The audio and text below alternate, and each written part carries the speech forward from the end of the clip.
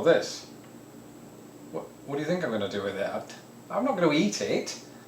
No, it's a prop. For the film. I'm not going to... This film. I'm not doing any other kind of film.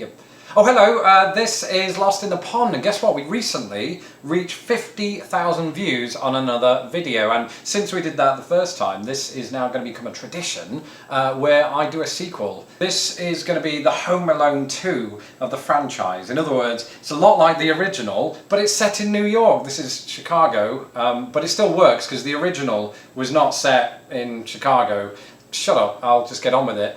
This basically is 11 more words that Americans love to hear Brits pronouncing after I did my first 11 just over a year ago. So stay tuned here as I dial it up all the way to 11. If you didn't get the double meaning there, then you can go away.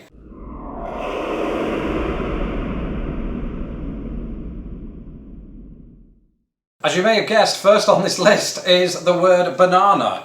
Who would have thought that it could create such a stir? We say banana, you say banana. You know, in my opinion, this should be in that song. You know, you say tomato, I say tomato.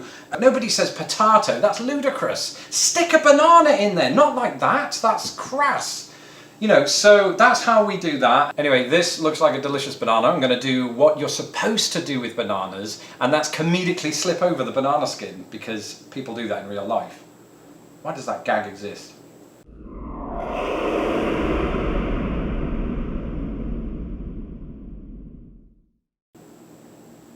Hello, is it me you're looking for? Well, Lionel Richie's American, so you didn't get my pronunciation there in the song. Of course, though, British people sing in an American accent anyway. What's that all about? Got a video coming up on that pretty soon. But I say hello, and apparently that sounds adorable. It happens at work all the time. I get calls from the Indianapolis office. I pick up, hello, and they think they've got the wrong number, and then they realise it's some British cretin in the Chicago office. Nobody's all that fond of goodbye for some reason, though they do like ta-ra, northern slang, so maybe I'll whip that out again in the future. If you're thinking this is another prop to foreshadow another entry in this film, you're mistaken. I'm just dehydrated. This featured in the first video anyway. So. Unless you're my cats.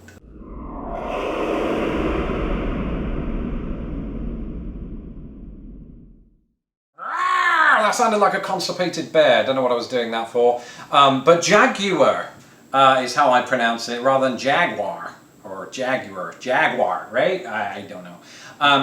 Yeah, interesting one. I definitely didn't know this until I moved here. Of course, from a country that produces Jaguar cars. So I think that we have the monopoly on this. Jaguar. I think I've heard Jaguar even. Which, you know, that sounds like some kind of implement that a thief might use when burgling a house or burglarizing a house. That's more Americanisms for you there. Let me know in the comments below. Burgle or burglarize or Bergerac? Different.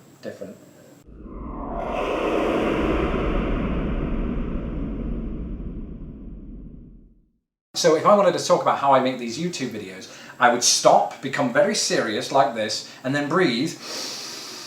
And then talk about my process, right? Because that's how Americans say it. But here, not here, back in England, where I'm from, here, in my voice box, I say process. So I start at the very beginning, I progress through it, and finish with the process. Whereas Americans, you say progress. Although, you know, when we're talking about progressive rock and we shorten it, we do say prog rock. So I do understand you there.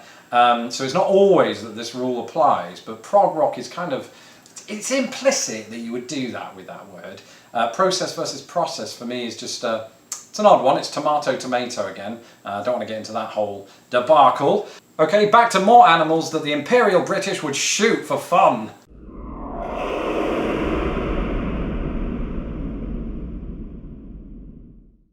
Ah, it's a funny one, isn't it? Because when I'm crossing the road here and I have to tell somebody about it, who does that? That would be weird. Then I'd have to say, hey, I'm crossing the zebra crossing. Do you understand what I'm saying? No, you don't, because you say zebra crossing. No, you don't, you say crosswalk. So it's all confusing in many manners of the word. But zebra, that's how we say it. And of course it goes back to the letter Z, which of course Americans pronounce Zod, as in general, isn't it? Oh, okay, I just assumed. Z, got it. Okay, got it.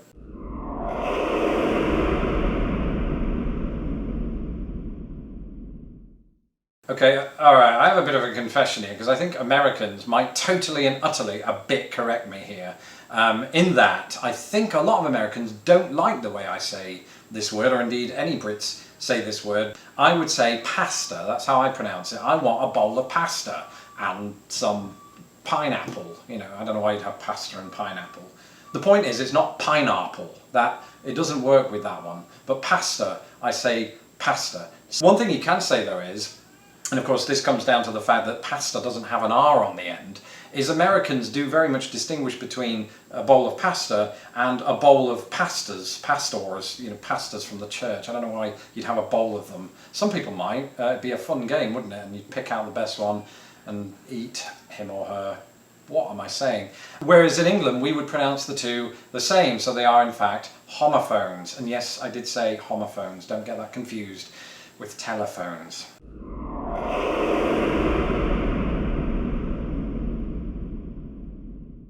Oh, this is a big one. This always causes a lot of confusion. Because, you know, you Americans, you like to pronounce it all French, don't you? Lieutenant, what's that all about? No, lieutenant is the correct pronunciation. I don't know.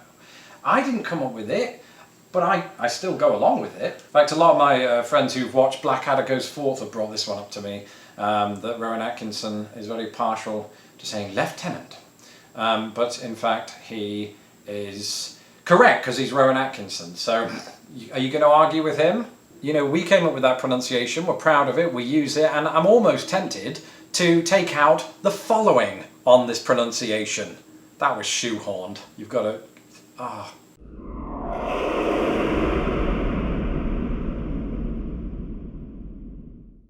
When I say this word, Americans, without fail, look at me like I'm a baby horse in a bike shed.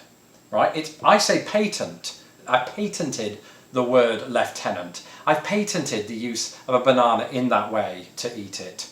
And Americans, of course, say patent, which sounds like something you'd put in a sandwich. Whereas patent sounds like the name of a dramatic novel. So which one is it? You could do both. I would definitely read and eat a patent sandwich, so long as it's vegetarian. We haven't determined that yet. So.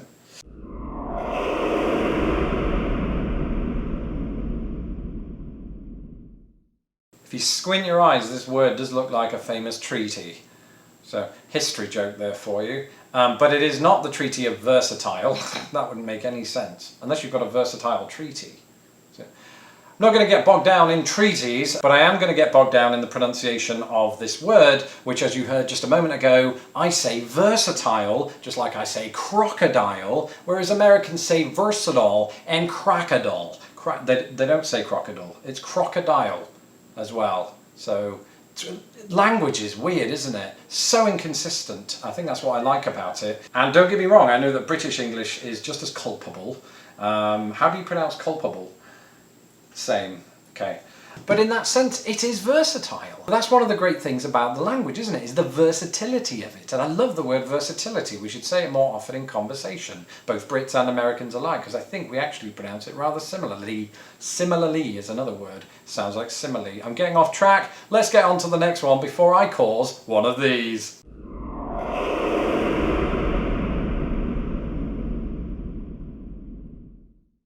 You can't really cause a controversy over words, although apparently I tried my hardest in the last video, and I dare say in the comments beneath this video things might pan out rather similarly.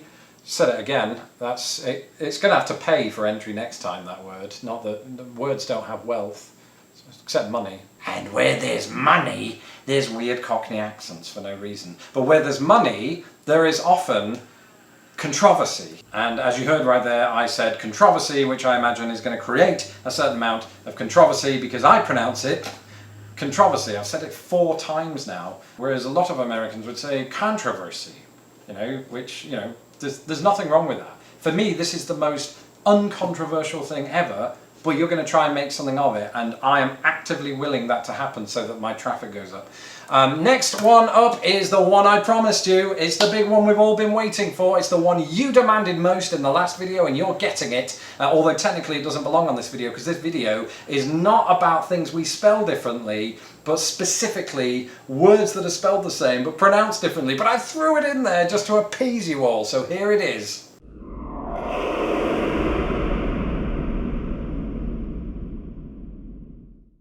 Oh, I love it when I'm shooting a video, it gets dark outside and I have to wait until the next morning to finish it. So that's what I'm doing. As you can see, I'm in the same shirt, which is dedication or grounds for divorce. Can't decide which. And there it is, folks. Aluminium. How crazy is that pronunciation to Americans? But of course, aluminum is perfectly acceptable too. It is used in scientific circles in the most official of standards.